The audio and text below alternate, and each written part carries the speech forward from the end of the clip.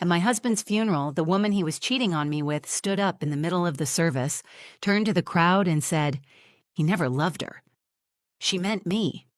Her voice echoed across the church like she had every right to be there.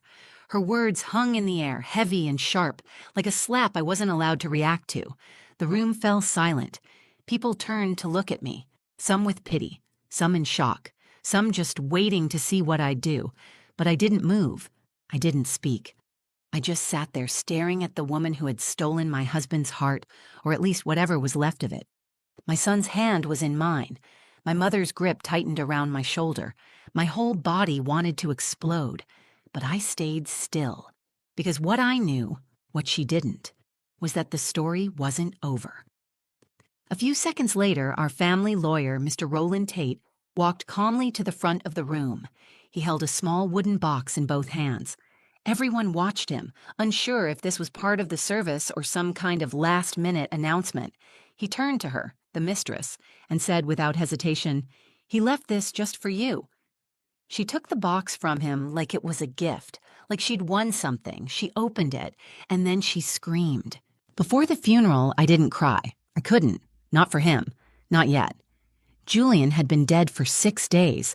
A car accident, rain-slicked road, late at night. They said it was instant, but those details didn't matter to me. What mattered was the silence that followed. The kind of silence that doesn't feel peaceful, just heavy. I remember the morning of the funeral vividly. The smell of coffee I couldn't bring myself to drink.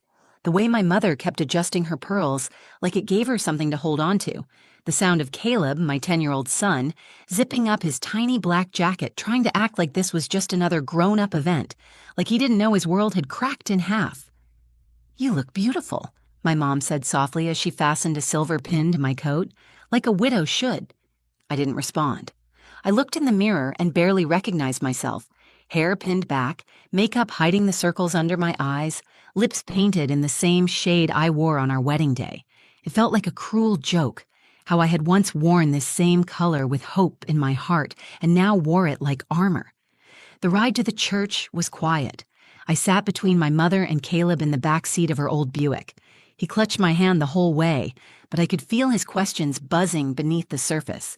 He hadn't asked about the accident since the day it happened. He just kept asking if Dad had really loved him. That was the part that hurt the most. When we arrived, the first thing I noticed was how full the church was. I didn't expect that many people. I wondered how many of them really knew Julian, the real Julian. The man I'd loved, yes, but also the man who had lied to me, who had smiled while erasing pieces of me behind my back. Most of them came in carrying casseroles and sympathy, but some brought whispers and sideways glances. We were seated at the front next to the flowers I'd picked out days earlier, lilies and white roses. He hated them. But I didn't care. The service was for him, yes, but it was also mine. My moment to say goodbye, even if I didn't know what I was saying goodbye to, the man he was or the man I thought he was. As the organ played, I scanned the room. Friends, family, colleagues, even a few of Julian's old high school buddies I hadn't seen in years. But then I saw her. She was near the back at first, standing under the archway like she was deciding whether to enter, slender, overdressed in a red dress that shimmered every time she moved. She stood out like a warning flare in a sea of black and gray. Delilah Hart. I didn't need an introduction. I had seen her name before. On receipts, on hotel invoices, on a necklace he had bought one Christmas when I got a sweater. And now she was here. I leaned toward my mother and whispered, "She came." My mom didn't ask who. She didn't have to. Her lips tightened and she reached for my hand. Delilah walked down the aisle slowly, deliberately, like she owned her place in this story. Her eyes met mine for a split second. There was no shame in them, just entitlement, like she was here to collect something. I could feel Caleb watching her too, confused, unsure why his mom suddenly stiffened beside him. I smoothed his hair, kissed the top of his head, and whispered, "Just listen to the nice things people say about Daddy." He nodded, still too young to understand the lies adults tell at funerals. When the pastor began to speak, I stared at Julian's photograph on the altar. It was the one I had chosen, the one where he looked happiest. I remember taking it. We were in Savannah on a family trip just after Caleb was born. Julian had been laughing at something Caleb did, or maybe pretending to. I stared at that photo and tried to remember what it felt like to love him without doubt. I tried to feel something clean, something warm, but all I could feel was the betrayal beneath the grief. And as Delilah sat just a few rows behind me, crossing her legs and flicking her hair like she was waiting for a spotlight, I realized something. Today wasn't going to be about closure. It was going to be about truth and pain, and maybe, if I was lucky, freedom. The pastor was mid-sentence when she rose. Delilah Hart, wearing red like it was a celebration, stood up in the center of the crowded church and turned toward the front with the kind of calm that always comes before a storm. Her heels clicked, once against the wooden floor as she stepped forward. People turned in their seats. A few whispered her name. Some had seen her before, maybe at Julian's work events or out in public. Others didn't know her at all, but could feel that something was off, a tension thick enough to taste. The pastor paused, confused. He looked to me for direction, unsure if this was some kind of planned tribute. I gave him nothing. Delilah didn't wait for permission. She turned to face the pews and lifted her chin. "I know some of you don't know me," she said, loud enough for every corner of the sanctuary to hear, "but I knew Julian better than most of you ever could." People shifted in their seats. My mother leaned in and hissed, "We should stop this." "No," I said, "let her talk." Because I wanted to hear what story she'd built for herself. I wanted to know how far she'd go to rewrite the truth. Delilah placed one hand on her chest and said, "I was in his life for 5 years. 5. And not in secret. He told me everything. How unhappy he was. How trapped he felt. How he couldn't be who he really was at home." Some people gasped. Others avoided looking at me. Delilah's voice wavered like she thought she was the one grieving. "He told me he only stayed because of his son," she added, "not because he loved her." She looked straight at me when she said it. There was no apology in her eyes, just triumph, like she believed she had won. I didn't flinch, but inside I was burning. Caleb tugged at my hand. "Mommy, why is that lady saying that?" he whispered. I squeezed his hand. "Ignore her, baby." The room fell into an eerie stillness. No one knew what to do. The pastor tried to step in. "Ma'am, this really isn't—" But before he could finish, a voice from the far side of the room cut through the air. "Miss Hart," said Roland Tate, our family lawyer, as he stood and began walking slowly down the aisle. All eyes turned to him.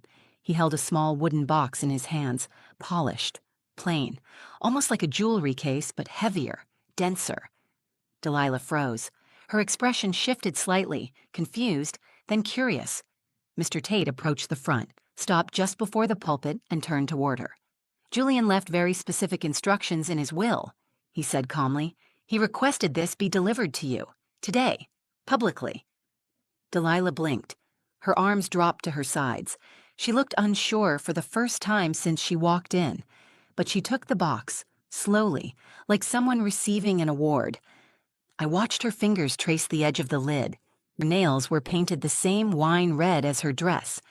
In that moment, the church was silent again, not in mourning, but in anticipation, a quiet kind of suspense that wrapped itself around everyone in the room. People leaned forward in their seats. My mother sat rigid beside me. Caleb was still. Even the pastor stood back, watching. Delilah glanced at me one last time, smug and steady, then opened the box. What she expected? I'll never know. A letter, maybe. A ring. Some last profession of love. But what she got was something else entirely. Her eyes landed on it and she went pale. Her mouth opened slightly as if trying to speak, but no words came out. Then all at once she snapped the lid shut and let out a scream that shattered the air. A raw, guttural sound, more than just shock. It was rage, hurt, humiliation. She dropped the box on the floor, backed away like it had burned her, and stumbled down the aisle. Gasps followed her exit. The door slammed behind her with a violent echo that seemed to shake the windows. The box sat at the front, untouched. Mr. Tate turned to me briefly, then nodded, a small, private signal. I didn't look at it. I didn't need to. I already knew what was inside. Julian had planned this. He'd betrayed me while he lived, but in death, he'd written one final truth. One she couldn't escape, and one I didn't need to say a single word to deliver. The night before the funeral, I sat at my kitchen table with Mr. Tate, the lawyer Julian had trusted for years. The house was quiet except for the hum of the refrigerator and the clock ticking on the wall. Caleb was asleep upstairs. My mother was in the guest room, saying the rosary for the third time that day. Mr. Tate opened Julian's will and slid it across the table. I didn't reach for it. "There's something unusual," he said. A clause Julian added shortly before he died. He left a box for someone named Delilah Hart. "Do you know who that is?" I laughed before I meant to, not out of humor, more like disbelief. "Oh, I know who she is." He looked at me carefully, trying to gauge whether I was okay. I wasn't, but I'd stopped expecting to be. I leaned forward. "What's in the box?" Mr. Tate hesitated. A photograph and a message, handwritten, sealed in the box. He asked that it be delivered during the service, publicly. He was very specific.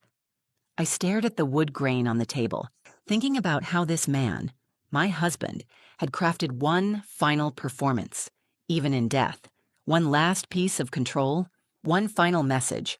He really wanted her to see it in front of everyone? I asked. Mr. Tate nodded. His exact words were, "I want her to hear the truth where she can't twist it." A part of me felt sick. Another part felt something like vindication.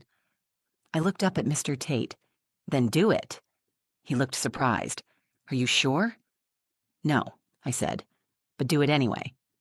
I had spent so much of my life biting my tongue, preserving peace for the sake of appearances, for the sake of my son. But peace built on silence is just a lie in slow motion, and I was done lying, even if I had to let Julian tell the truth through the ashes he left behind. That night, I didn't sleep. I lay in bed staring at the ceiling, thinking about everything I had sacrificed to be his wife. I had bent myself backwards to be enough. I had blamed myself for the distance between us. I'd wondered what I lacked that drove him into someone else's arms. But the truth wasn't in me, it was in him, in his choices, in the way he used charm like a currency and loyalty like a leash. By morning, I had made my decision. I wouldn't confront Delilah. I wouldn't lash out or make a scene. I'd let her speak if she wanted to. Let her stand in front of everyone and spin whatever fantasy she needed to believe, because I knew what was coming. I dressed deliberately that day, not for him, for myself. I wore the black suit he never liked, the one he said made me look too serious. I wore the heels I hadn't touched since my job interview 5 years ago. I pulled my hair back tight and put on the lipstick I used to wear when I still believed he loved me. I wanted to look like someone who had already survived the worst. At the church, when Delilah walked in like she belonged there, I didn't flinch. When she stood up and declared that Julian never loved me, I didn't speak, not because I was afraid, but because I was done fighting ghosts with my voice. Let her talk, I thought. Let her strut and smile and believe she held the upper hand. Let her believe she was the secret he kept closest to his heart, because I knew what was in that box. Julian's truth wasn't kind. It wasn't noble or redemptive. It was cruel in its honesty. The note he left for her was short, only a sentence, but it was enough to unravel everything she thought they had. Mr. Tate had shown it to me. I had read it once, and only once. To Delilah, for the years I stole from both of you, I never loved you. I only needed you to feel wanted when I didn't deserve to be. He hadn't written me a letter, no apology, no explanation. Maybe that was his final insult, or his quiet acknowledgement that he owed me more than words could ever repay. Either way, I didn't need anything from him anymore. I gave Mr. Tate the green light. Let her open the box. Let the truth be loud for once. Because sometimes silence is powerful. And sometimes letting someone expose themselves is more satisfying than any revenge you could ever plan. The air inside the church felt different the moment she touched the lid. It wasn't just quiet, it was expectant. Like the entire room knew something was coming but didn't know what. I could feel eyes bouncing between me, Delilah, and the box in her hands. Caleb was tucked close to my side. My mother hadn't moved an inch since the lawyer stepped forward. Delilah stood at the front, framed by white lilies and the picture of my husband smiling at a life he'd already ruined. She held the wooden box delicately, like it was something sacred. I wondered if she thought there'd be a ring inside, or a letter telling her he had always loved her. Maybe she believed he'd left me behind in death the same way she thought he'd left me in life. But Julian wasn't that clean. He was messy, and his truth was always heavier than his lies. She unlatched the box slowly, like she wanted to savor the moment. Then she saw it. At first, she didn't react. She just stared inside. Her fingers hovered over the contents, frozen. Her face didn't change. No tearful smile, no sudden gasp, just stillness, as if her brain refused to believe what her eyes were seeing. Then it cracked. Her mouth parted. Her eyes widened. She pulled out a single photograph. It was a candid shot, her and Julian smiling on a beach, arms wrapped around each other. I'd never seen it before, but I knew right away it wasn't one of their hidden rendezvous. It was something she must have taken proudly, believing it meant more than it did. She turned it over. That's when she made the sound. Not a gasp, not a sob, a scream. One sharp, broken sound that pierced the entire room. The kind of scream you make when a lie you've built your life around collapses in one breath. She dropped the photograph and stumbled backward. Her heels wobbled. The box hit the ground, the lid swinging open. She looked at me, her eyes full of fury, confusion, and heartbreak. But I didn't move. Mr. Tate stepped forward and picked up the fallen photograph, careful not to speak. A woman in the second row stood and said, "What's going on?" Delilah turned, face flushed, chest heaving. He lied to me. He told me he loved me. He said he was leaving her. Whispers erupted across the pews. Some people shook their heads. Some leaned closer together, murmuring like gossip carried more weight than grief. She clutched her chest, looking for someone, anyone, to save her from the embarrassment crawling across her skin. She wasn't just heartbroken. She was exposed. Her entire identity, her role in Julian's life, unraveling in front of strangers. Then she did something I didn't expect. She walked toward me. 1 step, 2, then 3. Her eyes locked on mine, wild and trembling. I stood up slowly, placing Caleb behind me and resting my hand on the pew. "Why?" she asked. Her voice cracked like glass underfoot. "Why would he do this to me?" I looked at her for what felt like a full minute. Then I said, clearly and without emotion, "Because he did it to me first." And then I sat back down. She didn't reply. She just stood there, blinking like she'd been slapped. Her arms dropped to her sides, and she turned to leave. Her heels echoed louder this time. Not sharp, not proud, just uneven and uncertain. She shoved the church doors open and vanished into the sunlight. Everyone stared. Some at the door, some at the box, and a few at me. I didn't give them anything. No tears, no smirk, no whispered, "I told you so." I had nothing left to prove. Julian's voice was never heard that day, but his message rang louder than any eulogy. He left her with nothing but the truth, and in doing so, finally gave me the only thing he never could while alive: clarity. After the funeral, I didn't go to the reception. I let the guests file out, their eyes heavy with things they weren't brave enough to say. They gave me soft nods, weak smiles, quick hugs. A few offered shallow condolences about how grief can make people act strange, pretending they hadn't just witnessed a woman get emotionally undressed in public. Let them talk. I walked Caleb out to the car. He was quiet, clutching the little wooden cross the funeral home had handed out. When we got inside, he finally spoke. "Mom, who was that lady?" I didn't lie. "She was someone your dad knew," I said. "Someone who thought she was important to him." He looked out the window for a few seconds, then asked, "Did she hurt you?" Paused, considering the question. How do you explain betrayal to a 10-year-old without making them feel like they came from something broken? "She didn't hurt me," I said finally. "He did. But I'm not going to carry that forever, and neither are you." He nodded like he understood more than I gave him credit for, then leaned against my arm as we drove home. That night, the house felt different. Not because it was quieter. Julian hadn't exactly filled it with laughter near the end, but because for the first time, the silence wasn't suffocating. It was space. It was mine. I walked into our bedroom. No, my bedroom now. I stood at the doorway taking in the bed we used to share, the nightstand he never cleaned, the drawer where I'd found the receipts that started the unraveling.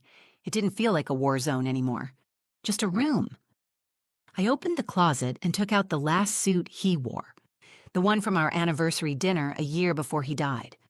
I ran my fingers along the lapel, trying to remember what it felt like to love him without questioning every word, every late-night phone call, every distant look. That version of him existed once, but loving someone isn't the same as knowing them, and I didn't really know Julian, not until it was too late. I laid the suit on the bed, folded it neatly, and placed it in a donation box. I didn't need it anymore. I didn't need any of it. The next morning, I made pancakes for Caleb. I played music while we ate. He laughed for the first time in weeks, and I realized something. I wasn't mourning Julian anymore. I was mourning myself. The version of me that believed love had to be earned. That loyalty meant silence. That strength was measured by how much pain you could endure without flinching. But that version of me was gone. I'm not angry at Delilah, not anymore.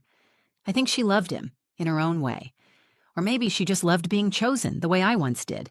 But love built on lies isn't love at all. It's survival, and I'm done surviving. I want to live. Julian thought the truth would hurt her, and it did. But it freed me, and maybe, in the most twisted way, that was his final gift. People always say funerals are for the living, not the dead. I used to think that meant closure. Now I think it means choice. You get to choose what kind of person you'll be when the worst parts of your story are over. You get to decide whether the pain becomes your prison or your turning point. I chose the latter.